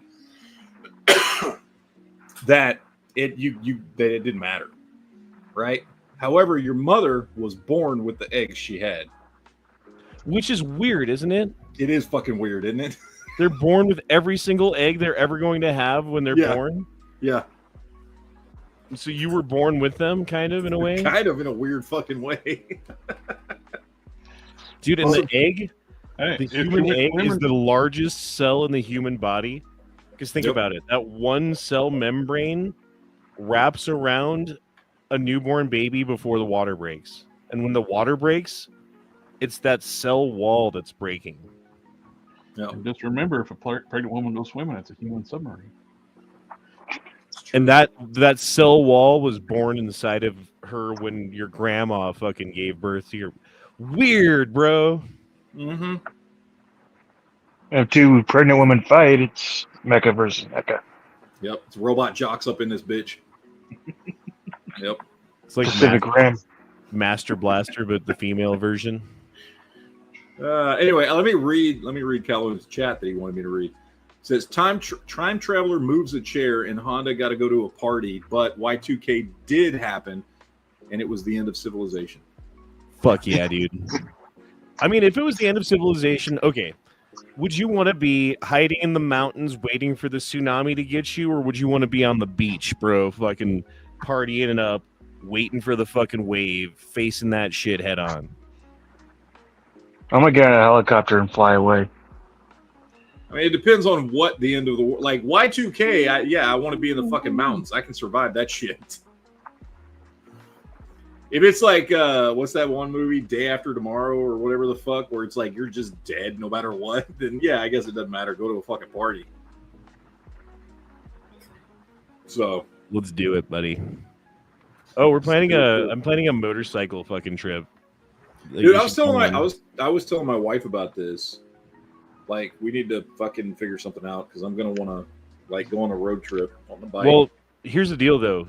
The trip that I'm planning, you would probably want to steal your son's bike and then like drive it up here on a trailer and meet us, and then go, because we're going on a motorcycle camping trip through the mountains on dirt roads and fucking cool shit, and going to different riding areas and stuff.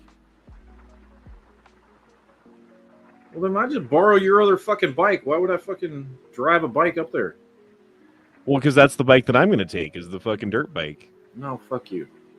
Why would I give you my dirt bike on the dirt bike trip? Like, oh yeah, here, have the thing that I want to ride. Yeah, I would. Then I'd have to take my sons up there. Shit. Yeah, just steal your son's bike. Be like, here, borrow the other Honda. Yeah. Swap Hondas. Do the Honda swap. But that's gonna be like the end of May, I think, is when we're planning. We'll see. Yeah, so you got a while to think about it, to ruminate. All right. You know what happens on those trips? You've seen Wild Hogs, right? I think so. Is that the one with John Travolta and Tim Allen? Is there butt sex? Because that's definitely what we're doing. I think I've seen that once a long fucking. Isn't that from like the 2000s or some shit? Yeah. I think I might have seen it once. I don't know. We'll see. All right, assholes. That's it for tonight. We're done. We're done with the Geek Chat. You're welcome for the little bit of. I did hear interesting. Did hear an interesting movie theory. What? That Galaxy Quest and was it the Galaxy Quest and Three Amigos is kind of the same movie? What? Well, okay, kind of. Yes, you're right. There is a theme there where they see a television show and think it's real. Okay, I can kind of see that. It's like Three Amigos in space. Yeah. Yo, by the way, chat tomorrow on my channel is a no-go for me, dog. I picked up a shift at work. I got to work. Okay.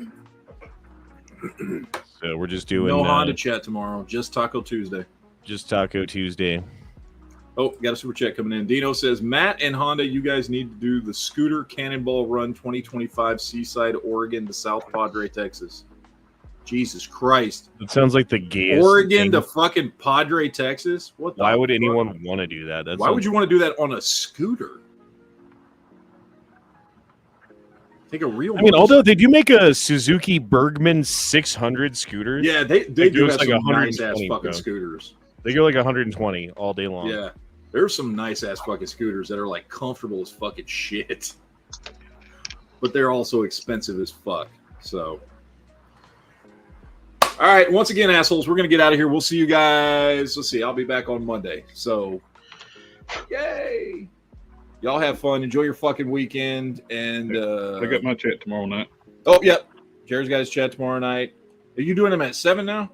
7 Central? Yes. 7 Central, 8 Eastern. And nobody gives a shit about West Coast or Mountain Time. I'll do it 8 o'clock Eastern, 7 Central. Yeah. 7 Central, 8 Eastern. Yeah. I got that backwards, didn't I? I think I did. Anyway. All right. Y'all have fun. Enjoy your fucking weekend. We're going to get the hell out of here. Thanks for hanging out. Deuces, yo. We'll see y'all later.